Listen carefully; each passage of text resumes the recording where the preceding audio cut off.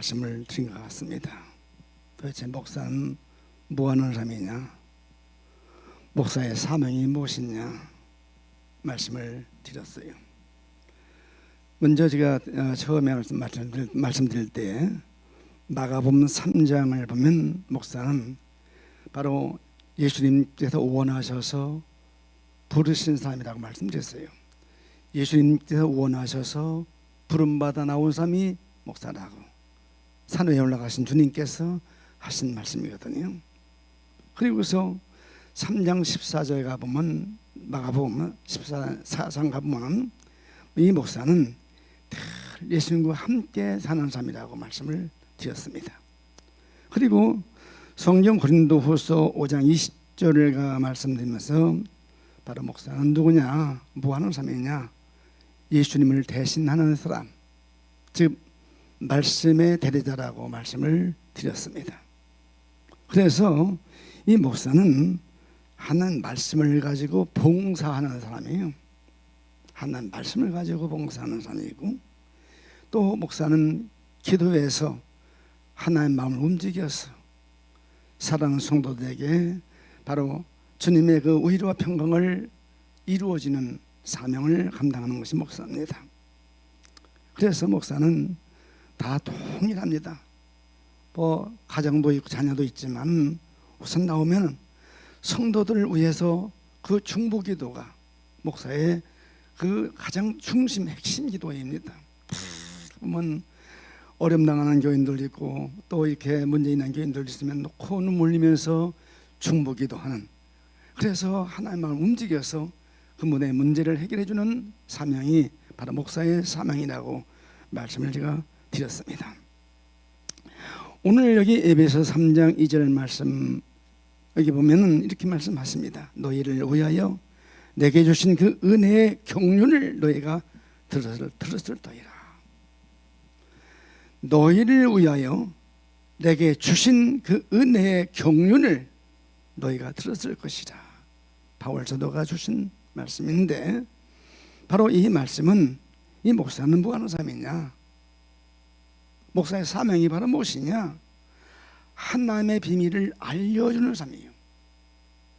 하나님의 비밀, 눈에 보이지 아니하시는 하나님, 눈에 보이는 하나님 예수님, 지금 나와 함께 하시는 주님 성령님, 그 하나님의 비밀이 무엇인가 그걸 알려주는 사명이 목사의 사명인 것입니다.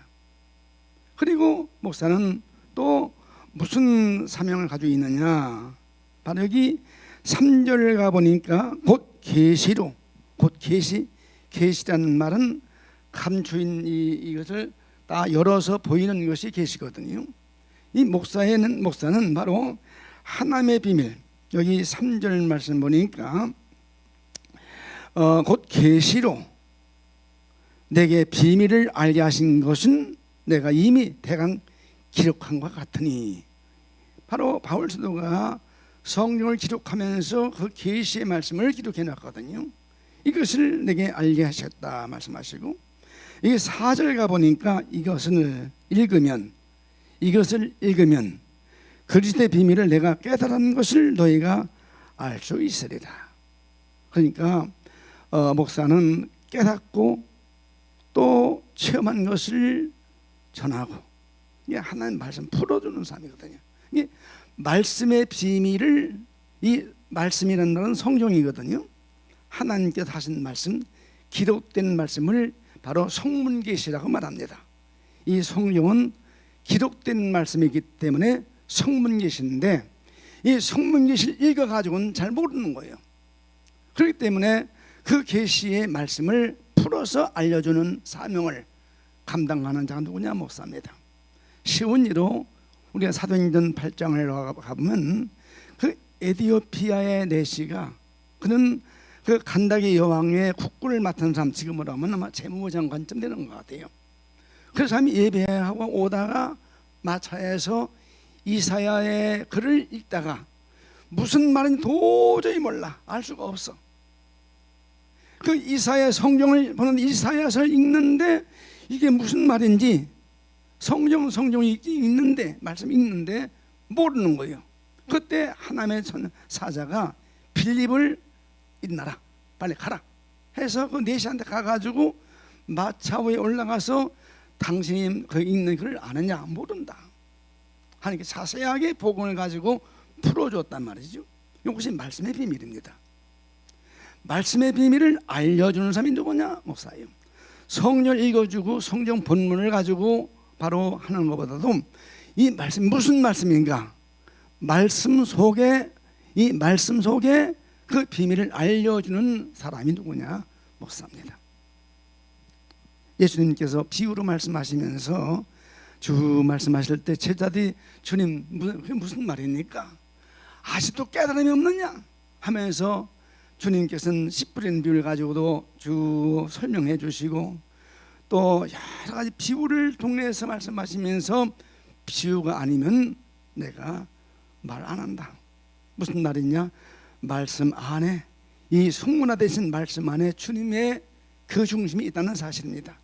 이것을 알려주는 분이 바로 목사입니다. 그렇기 때문에 목사는 그냥 우리가 아무나 되고 싶어서 되는 것이 아니에요. 스스로 치열한 자가 아니라 말입니다. 이 목사의 직분은 스스로 아무나 하고 싶다 해서 스스로 치열한 직분이 아니라는 사실을 성경은 우리에게 말씀해 주시고 있습니다. 그래서 성경 히브리서 3장 19절 말씀을 보니까 그 넓이와 그 깊이와 그 높이와 그 길이가 어떠함을 깨달아. 이게 성경에 있는 말씀의 그 넓이가 무한대하잖아요. 이거요. 주님께서 하신 말씀이잖아요. 예수께서 하신 말씀 짤막한 34년 사시면서 한 3년 사역 감당하셨는데 그때 하신 말씀 다 기록해 놓으면 하늘에 쌓아 닿을 때까지 쌓아도 못한다 할 만큼 무궁무진한 것이 성경이에요. 이 성경은 66권 됐지만 무궁무진한 거예요. 이걸 풀어서 쌓는다면은 바로 하늘에 닿을 때까지 쌓아놔도 못 산다 할 만큼 주님 말씀하셨잖아요. 그렇기 때문에 그 넓이와 그 길이와 그 높이와 그 깊이를 어떠한 것인가 깨달아서 바로 하나님의 모든 충만하신 것으로 너에게 충만하길 원하노라. 이게 바울 사도가 하신 말씀이거든요. 요 사명 감당하는 사람이 누구냐? 목사입니다. 그렇기 때문에 목사는 아무나 되는 것이 아닙니다. 그래서 이 말씀을 바로 알게 하고 또 이 말씀을 바로 믿게 하고, 쉽게 말해서 목사는 하나님 말씀을 가지고 우리 성도들로 하여금 예수님이 누구시냐, 하나님이 누구시냐, 이 말씀의 비밀이 누구시냐 바로 알려주고 또 바로 믿게 하고 바로 주님을 만나게 해주었어. 바로 성도들로 하여금 주님의 형상 닮은 사로 만들어주는 바로 길을 인도하는 안내자, 이종표요. 또 우리의 삶을 교정해주는 교정자입니다. 우리가 자식을 키우지만 자식이 참 사랑스러워요. 근데 제 마음대로 키우면 안 해줘요. 뭔가 부모의 기준으로 잘못하면 매도 때리고 야단도 치고 해가면서 하는 것이 미국 생활이잖아요. 사람들하고.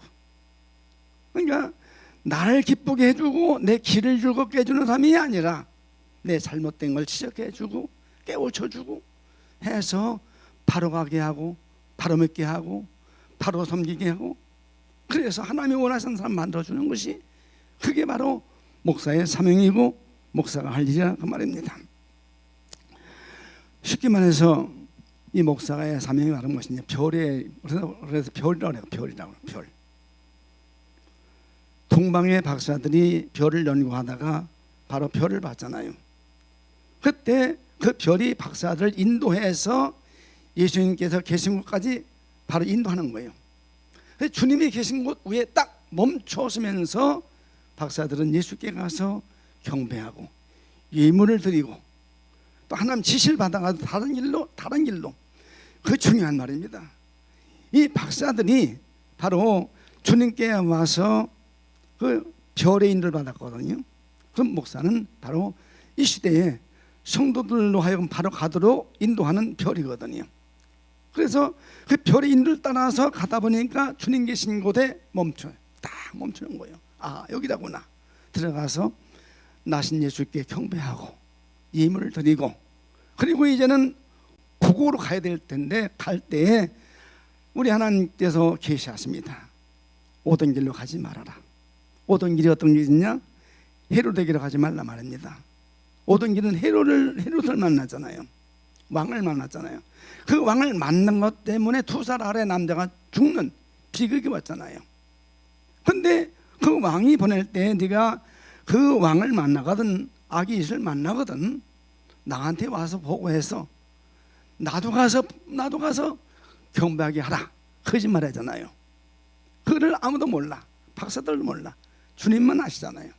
그러니까 주님께서는 바로 우리 하나님께서는 그 박사들에게 오던 길로 가지 말고 다른 길로 가라 해서 다른 길로 고국에 갔더라. 이게 또 이 말씀 속에는 깊은 의미가 있어요.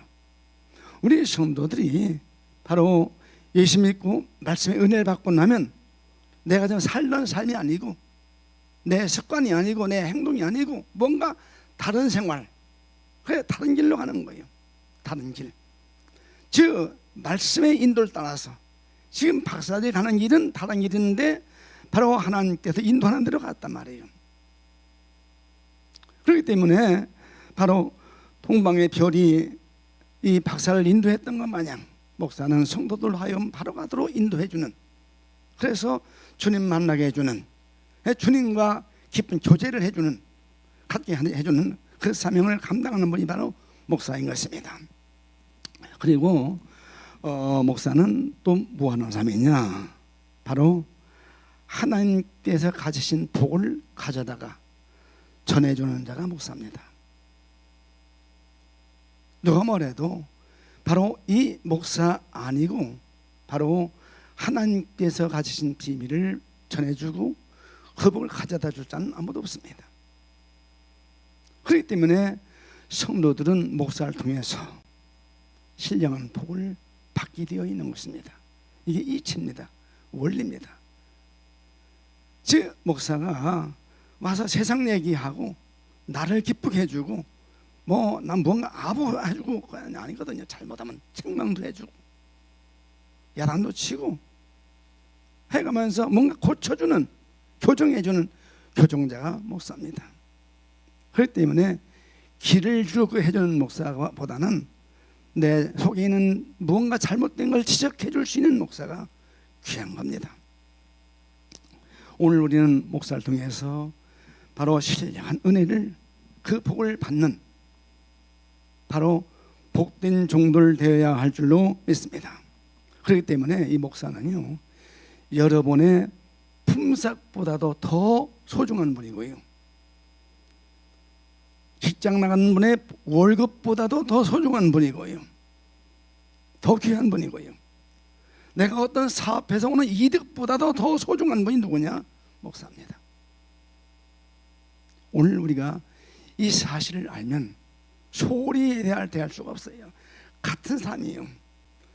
제가 제 신학교 다닐 때 바로 참 친했던 한 분이 있었어요.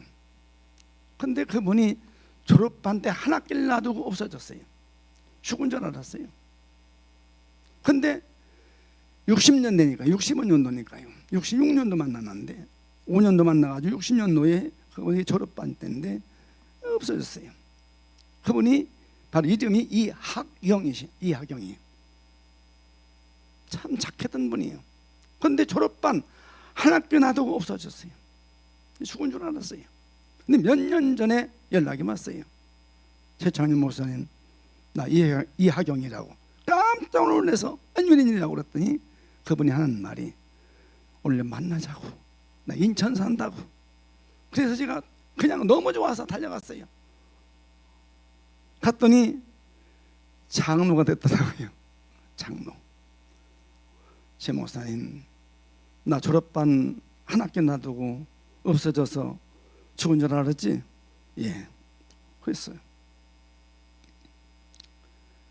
어머니, 나이 많은 어머니 아버지, 또 형님, 또 애들 조카 이렇게 두고, 그 형님이 어머니 아버지를 섬기면서 가정을 꾸리고 있었는데 갑자기 교통사고 죽고 나니까 나이 많은 노인 어머니 아버지를 섬길 봉양할 사람이 없는 거예요. 가정은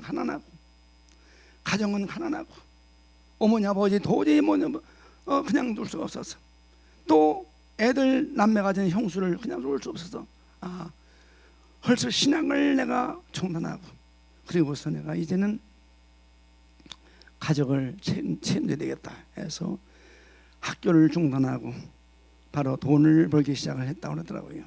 예, 국가공무원으로 하면서 공무원 생하면서 눈이 떠져가지고 돈을 좀 벌었대요. 신학교 신학 공부한 사람은 바로 목사한테 가시노릇만 한다는데 내가 그런 말 안 들어야 되지 하고 장로가 돼가지고 나이가 좀 돈을 좀 벌었으니까 교회에서 충성하다가 목사님 우리가 교회 성장했으니까 하나 개척하자고. 그러냐고 개척을 시켜서 번 돈 가지고 교회를 짓고, 다시 자기는 교회를 짓고 예배당 짓고, 신학교에서 꼭 자식발 되는 전사님 모셔다가 참 내가 예배당 3개를 졌는데 내가 3개 짓는 동안에 3사람, 담임 목사는 이미 숨졌고요. 참 좋은 분입니다. 그래서 세상 전도사를 내가 모시고 바로 아들 같으지만은 한 번도 내가 김전사 불러본 적이 없다는 거예요.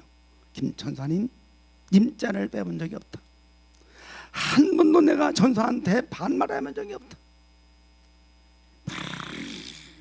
기도하면서 조금 어떻게 잘못되면 전사님 이렇게 하면 어떨까요? 하면은 그러냐고, 장로님 말씀이라면 순종한다고 하면서 고쳐가면서 예배당 3개를 졌노라고.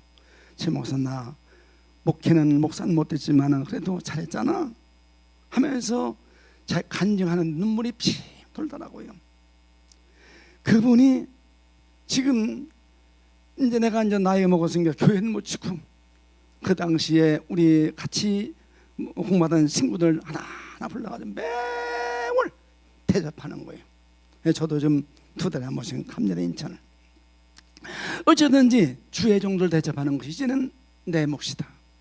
가진 재산 그냥 뭉뚱뭉 줘서 하는 것이 아니고, 필요할 때 옷이라고 초청해가지고 대접하고 드리고, 이것이 내가 마지막 할 일을 하면서 주의 종들 대접하는 일인데, 내가 나이 먹다 보니까 이 나이에, 제 나이니까요, 이 나이에 내가 할 것이 뭐냐, 가진 돈 가지고 그냥 다 나눠주고 말면 되는데 아니다. 하나님의 종들, 그래도 애가 사랑했던 종들 다 모시고 매월 대접하는 것이 내 몫이다. 제가 그 말 듣고 목사가 더 큰 일 했구나, 더 위대한 일 했구나. 내가 이 장로님 참 내가 존경한다. 서로 간에 그러면서 지금 1-2달 만에 헤어지는데요, 목사는 참 존재한 분입니다. 그 장로님은 요즘 인천에 살아요, 아직도. 근데 무슨 일을 했는지는 모르지만은 그분이 철도 공무원으로 바로 천안에서 좀 높이 있었던 공무원 일이 있었나 봐요. 그러면서 돈을 좀 벌은 것 같아. 그거 가지고 예배당 셋을 짓고, 자기가 바로 키워놓은 목사가 셋인데, 그 목사들이 지금 아주 인천에서 참 목회를 잘하더라고요. 제 목사님, 저 목사님이 내가 제일 먼저 신학교에서 청빙해가지고 모시고서 바로 목회했던 분이고, 이 목사님이 바로 2번째고 3번째 하면서 자기가 한 그 일을 간증하는데, 장로로 저쯤은 돼야지, 장로면 저쯤은 돼야지, 혼자 목사다워서 그래도 저쯤 된 목사는 돼야지 하는 생각을 많이 해봤습니다. 어쨌든 이 목사는 누구냐? 목사는 이렇게 하나님의 비밀을 알려주고, 말씀의 비밀을 알려주고, 하나님의 마음을 움직여서 성도들의 모든 문제를 해결해주고, 하나님께 가진 복을 갖다 주어서 복된 사람으로 살아가게 하는 것이 목사다. 그러기에 결단코 나이가 어려도 주의 종은 그냥 우리가 김 목사 이것이 아니에요. 미국이나 이런 다른 나라는 그냥 그 나라니까 그렇지만 우리 한국의 풍속으로는 꼭 임자는 붙여서, 그래서 참 하나님의 종으로 참 귀한 분이다. 그래서 목사는 아무나 그냥 되는 것이 아니에요. 아무나 스스로 되고 싶다 해서 쉬하는 직분이 아니고 하나님으로 말미암아 되는 직분이 목사이기 때문에 바로 그 사실을 알고 우리가 본분만 다한다면 반드시 하나님은 영광을 받으실 것이고 또 쓰임받는 여러분은 축복받을 것이고 그것 통해서 교회는 부흥할 것이고. 한번 따라합시다. 지금이 믿음의 역사를 이룰 때다. 믿음의 역사, 사랑의 수고인데 지금이 바로 믿음의 역사를 이룰 때입니다. 즉 역사라는 말은 그냥 하는 것이 아니라 아주 힘들게 하는 거 아니에요. 이때가 바로 그때다 믿으시고 우리 믿음의 역사, 사랑의 수고 감당하는 복된 종들 되기를 주님의 이름으로 축원합니다. 할렐루야. 이제 바로 목사가 누구냐, 제가 시간 되면 계속해서 말씀드리면서 우리가 그 관계만 바로 가지면 됩니다. 목사와 성도의 관계, 그거 바로 가지면 됩니다. 이 놀라운 축복이 있기를 빌면서 오늘 말씀 마치고 우리 오늘도 기도하시면서 하나님, 이 한 주간만은 첫 시간 드리면서 시작합니다. 하나님 마음에 꼭 맞게 또 나를 양육하는 우리 목자 대신, 목사는 내 교회 목사는 목사가 아니에요. 목자입니다. 목자. 그리고 다른 교회 목사는 목사예요. 나를 양육하는 목자. 목사와 관계를 바로 갖는 한 주간 되면서 승리하는 성도들 되기 위해서 뜨겁게 기도하시다가 돌아가십시다. 우리 주여 부르며 기도하십니다. 주여